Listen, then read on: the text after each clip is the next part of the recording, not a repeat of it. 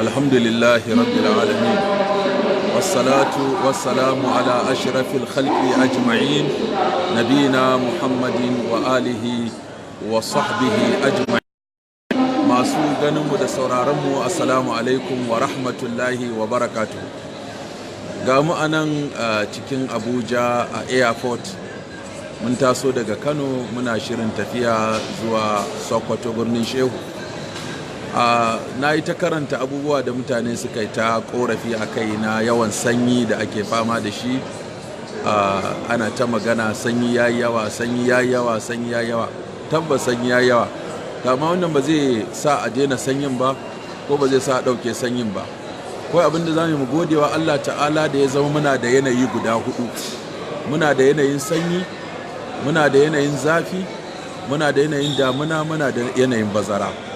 Mu gane wasu suna nan a duniya sanyin kadai ake musu, wanda sanyin ya yawa har ya kai za ka ga tsuntsu zai taso kafin ya kai wani guri ya daskare.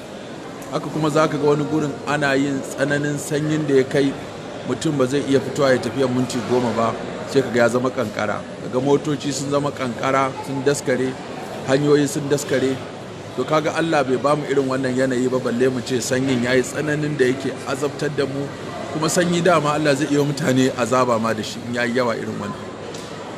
Sannan wasu ana musu tsananin zafi, zafin da ya kai har mutum zai iya ɗauko rogo ya saka a cikin yashi ya ɗan bashi lokaci ka tarar ya dafu. Wasu kuma ana musu ruwan da ta kai har ambaliya ake kaga ya cinye gari gaba ɗaya. Wasu kuma kaga ana musu bazara, ana hunturu, ana yanayi wanda yake mai ban. Za ga sanyinmu ba mai yawa ba ne, ba ko mai tsawon lokaci ba ne. Hakanan damunanmu, hakanan zafinmu, hakanan bazaranmu. Wani yanayin kuma an ka duba na duniya za ka tarar girgizar ƙasa ma ake yi. Wani gurin za ka ga ana balkano, dutse ya tarwatse ya dinga aman wuta, kaga ya cinye mutane. Wani gurin kaga an samu gobara mai tsanani ta daji. Wani gurin a samu ambaliyar ruwa. Wani gurin a samu cin sahara. Wani gurin kaga an sami girgizar ƙasa da tarwatsewar dutse da aman wuta da cin sahara da kafewar ruwa da koguna. Mu da Allah bai jarabce mu da wannan ba. Abin da ya kamata mu gode wa Allah cewa ya za mu bauta wa Allah a lokacin sanyi, ya za mu bauta wa Allah a lokacin zafi, ya za mu bauta wa Allah a lokacin damuna, ya za mu bauta wa Allah a lokacin ɗari. Na san abin tausayi a wannan zamani, musamman gwagware marasa aure da tuzurai da suke kwana a shago, suke kwana a zaure, suke kwana kai da kafa, suke tada kai da galan, suke wanka da buta lita 5. Irin waɗannan ne in suka yi mafarki ko mutum ya tashi da asuba ana tsananin sanyi, ba shi da matar da za ta dafa masa ruwa. To wannan shine abin tausayi, ga ba hita ga ba wuta, to kuma gashi ana tsananin sanyi, ya wanka da sanyi ya kamu da ciwo. Da haka malamai suka kalli wannan matsala guda uku, suka ce akwai wanda yake yana da tsananin sanyi ko tsananin mura, wanda in yayi wanka da ruwa zai iya kamuwa da ciwo, suka ce wannan kada ya alwala. Haka wanda kuma yana da ciwon kuma zai iya karuwa ta hanyar yin alwala da ruwan sanyi, ko ya gaza warkewa da wuri, ko ya fara mar da ciwo, kamar yadda ya faru ga wani sahabi na manzon Allah sallallahu alaihi wasallama. An fita yaƙi aka ji masa rauni, gashi ana tsananin sanyi, sai zo ya nemi fatawa, gashi kuma yana da janaba, ya nemi fatawa ya zan yi. Suka ce ai ba makawa sai ka yi wanka. Da ya yi wanka sai wannan sanyin da ruwan sanyin suka haɗu suka jawo dalilin mutuwarsa. Aka zo aka gaya wa manzon Allah sallallahu alaihi wasallama. Manzon Allah ya faɗa, ya ce yaya za ku yi masa fatawa irin wannan? Qataluhu qatalahumullah, ala su'ilu hina lam ya'rifu fa inna ma shifa'ul iyyi su'al. Da haka baya halatta kawa mutum fatawa da za ta kai shi ga mutuwa. Da haka Amr bin al-As, lokacin da irin wannan ta faru gare shi, ga ana tsananin sanyi kuma gashi yayi mafarki, da haka shi bai ma nemi fatawa ba. Da ya tashi abin da ya kawai sai yayi taimama yayi sallah. Da ya taimama yayi sallah, sai sahabbai suka ce masa, ko suka kawo ƙararsa wajen manzon Allah sallallahu alaihi wasallama, cewa yayi musu sallah da janaba. Annabi sallallahu alaihi wasallama ya tambaye shi, me yasa kai musu sallah da janaba? Yace ya Rasulullah, naga ana tsananin sanyi ne, kuma naji Allah ta'ala ya ce wala taqatulu anfusakum, kada ku kashe kawunanku. Na kuma tabbatar idan nayi wato wanka ana irin wannan tsananin sanyi, abin zai iya kaiwa zuwa ga halakar raina.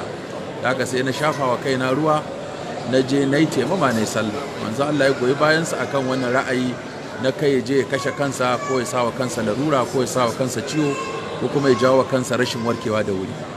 To da haka malamai sun kalli wannan yanayi cewa idan mutum ya tashi da asuba ana tsananin sanyi kuma ya sa hannunsa a ruwa ya ji sanyin ya kai sanyi, kuma ya tabbatar ko yana da zato mai karfi idan ya yi alwala da wannan ruwan zai iya kamuwa da larura ta wato mura, ko kuma yana da murar wannan zai ƙara yawanta, ko kuma yana da murar ya kaɗan zai ƙara girmanta ya jawo warke wata ya tsawo. Aka ce ya taimama ya sallah har zuwa lokacin da zai samu yanayi da zai iya yin wanka ko ya alwala.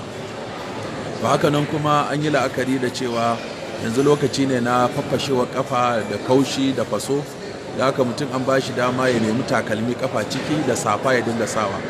Idan mutum ya yi alwala sai ya sa safa, to idan alwala ta gaba ta zo ba sai ka wanke kafa ba, in kai alwalarka in ka zo kan kafa kawai sai kai shafa ko kai shafa akan takalmi kafa ciki.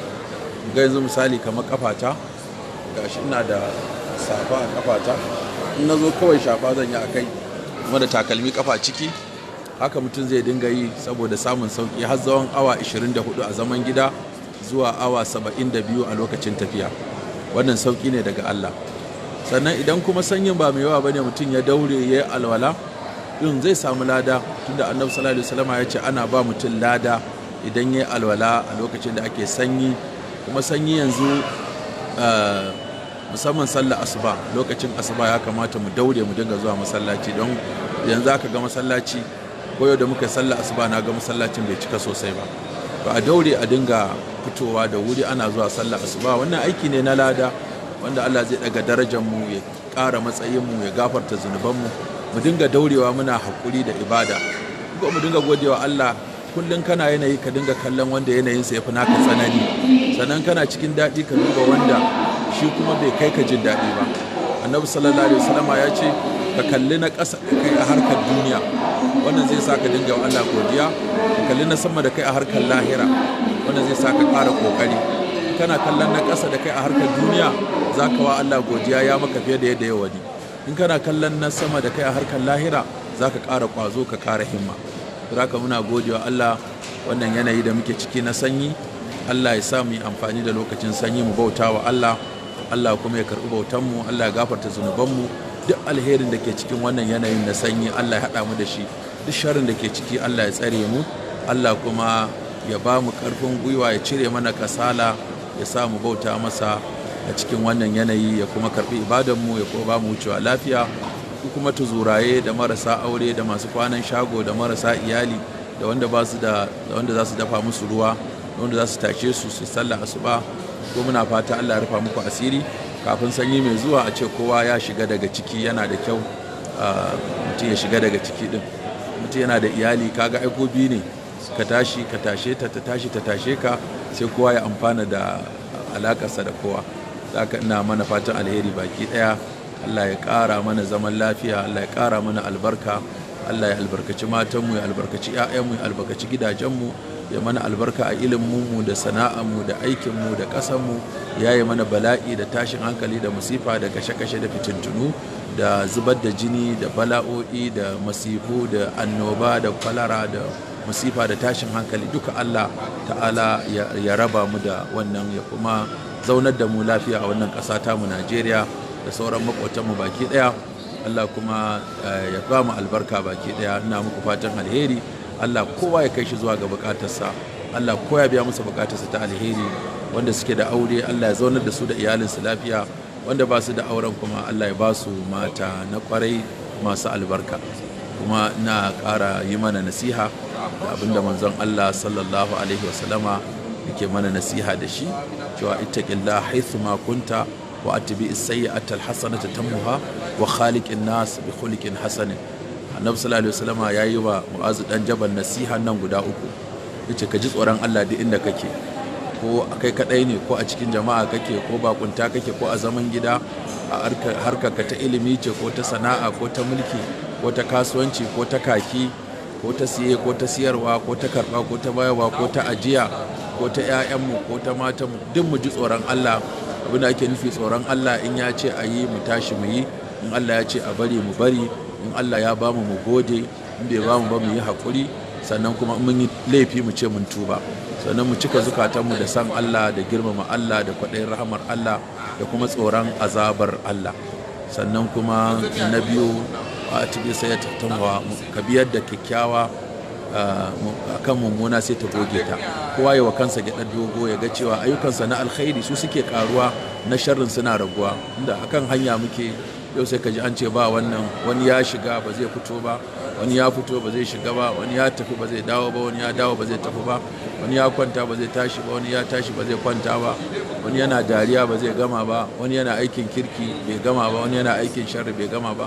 Haka za a tabin mu lungu-lungu, sako-sako, gida-gida, ba sai an jira mun gama abin da muke ba sai mun kare ba sai mun shirya ba. Haka za a dinga ban mu ana ɗauke mu.